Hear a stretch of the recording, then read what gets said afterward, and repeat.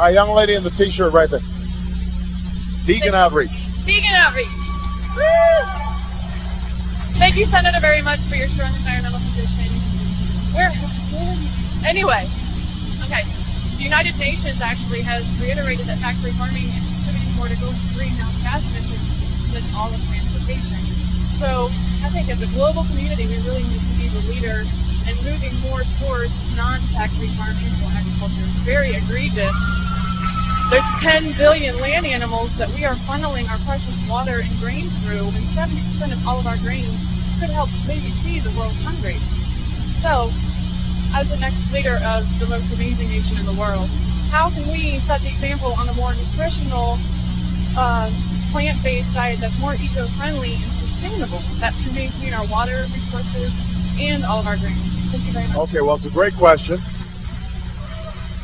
Now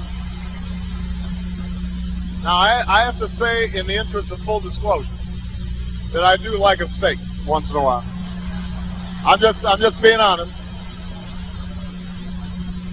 I like barbecue.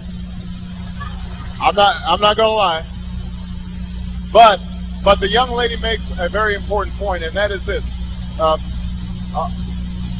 Right now, our food system worldwide is under enormous pressure. It's under enormous pressure.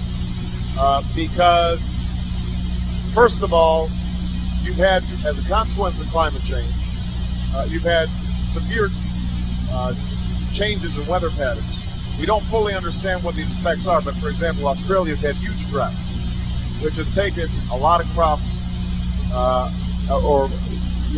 grain production has been much lower. And supplies are tight. You're starting to see riots around food in places like Haiti and other poor countries around the world.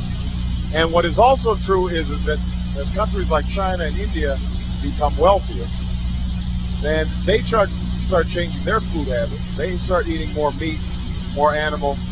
And what happens then is, because it takes more grain to produce a pound of beef than if they were just eating the grain, what ends up happening is that it puts huge pressure on food supplies. Now, Americans would actually benefit from a change in diet.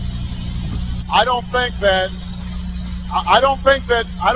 that's something that we should legislate. But I think that it is something that, as part of our overall healthcare system, we should encourage. Because, for example, if we reduced obesity down to the rates that existed in 1980, we would save the Medicare system $1 trillion. We would reduce diabetes rates. We would reduce heart disease. So, and so the fact that we subsidize some of these big agribusiness operations that are not necessarily producing healthy food, and we discourage, or we don't subsidize, farmers who are producing fruits and vegetables and small-scale farming that gets produce immediately to consumers as opposed to having it processed. The fact that we're not doing more to make sure that healthy food is in the schools, all those things don't make sense. And I think it is important for us to re-examine our overall food policy so that we're encouraging good habits and not bad habits. For example, just making sure that there are more fruits and vegetables in school lunch programs. That would make an enormous difference in how our children's diets develop. That would make us healthier over the long term. It would cut our health care costs, and maybe it would help people elsewhere in the world who are in less wealthy countries feed themselves as well. So it's a great question. It's important. All right. I've got time for one more question. I've only got time for, it's got to be a guy. It's got to be a guy. I had to be fair.